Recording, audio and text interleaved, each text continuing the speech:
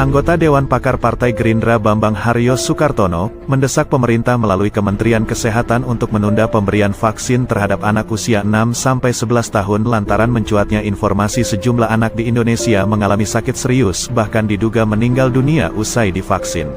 Dikatakan Bambang, fenomena ini harus menjadi konsentrasi utama Kementerian Kesehatan bersama Litbang Kesehatan untuk turun melakukan investigasi sekaligus analisa mendalam mengenai vaksin yang diberikan kepada anak tersebut apakah ada satu kesalahan, misalnya expire, kelebihan dosis, atau salah memilih jenis vaksin dan sebagainya. Melansir WHO dan seluruh negara di Eropa misalnya Jerman,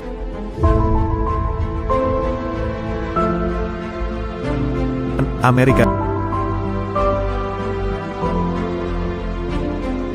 Jepang,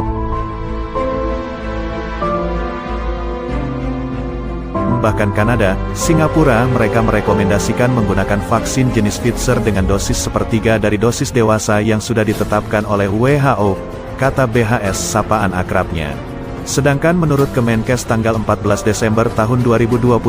sebagaimana situs resmi kemkes.go.id pemerintah menggelar kick-off vaksinasi COVID-19 anak usia 6-11 tahun serentak di 3 provinsi di Indonesia. Vaksin menggunakan jenis Sinovac yang sampai dengan saat ini beberapa negara di dunia belum ada yang menggunakan vaksin Sinovac untuk kepentingan vaksinasi anak 5-11 tahun kecuali di China.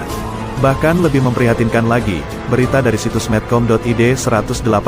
dosis vaksin di Jawa Barat kadaluarsa akhir Januari. Pernyataan Gubernur Jawa Barat Ridwan Kamil bahwa di semua provinsi ada yang mendekati kadaluarsa dan tetap akan diberikan berjumlah sebesar 180.000 dosis dan itu termasuk jumlah yang terkecil dibanding dengan daerah lain yang rencananya dipakai untuk booster TNI, Polri, dan tenaga kesehatan. Namun beliau tetap fokus akan memberikan vaksin tersebut kepada anak usia 6-11 tahun dan Ridwan Kamil katakan vaksin akan dipercepat diberikan sebelum kadaluarsa yaitu tanggal 18-30 Januari tahun 2022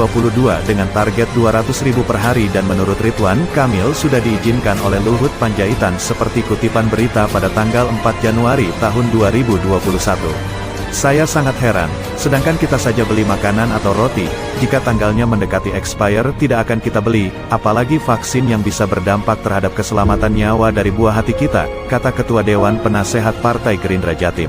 Seharusnya, kata anggota DPR RI periode tahun 2014 sampai tahun 2019 ini, seperti di beberapa negara yang dicontohkan Jerman, Amerika dan Jepang vaksin anak hanya diberikan apabila emergensi atau dalam keadaan darurat yang diinginkan oleh orang tua anak, dan rata-rata mereka menyediakan tidak lebih dari 20% dari jumlah anak-anak di usia 5-11 tahun dengan catatan orang tua anak wajib membuat satu pernyataan bila si orang tua atau anak menginginkan untuk divaksin. Bukan terbalik seperti yang ada di Indonesia, anak-anak dipaksa untuk dilakukan vaksinasi dan bahkan ada beberapa daerah yang mewajibkan paksa dan bila tidak vaksin tidak diperbolehkan sekolah. Sedangkan orang tua murid diminta untuk membuat pernyataan tidak akan menuntut bila anaknya yang dipaksa vaksin mengalami masalah kesehatan dan bahkan meninggal dunia, kata Bambang Haryo.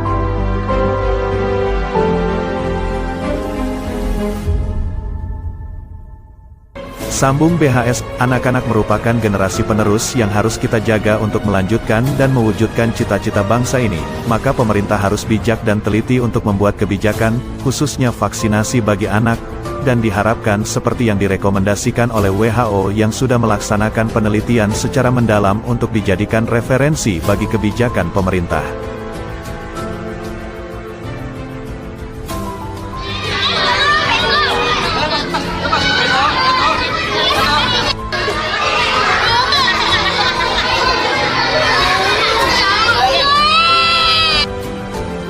Tentunya semua kebijakan pemerintah adalah merupakan tanggung jawab dari pemerintah, bukan tanggung jawab dibebankan kepada rakyatnya. Dan vaksinasi untuk anak sementara harus ditunda pelaksanaannya untuk melakukan penyelidikan dan evaluasi hingga tuntas baru kemudian diberikan kepada anak-anak bila vaksin dapat diterima secara aman, tutup BHS.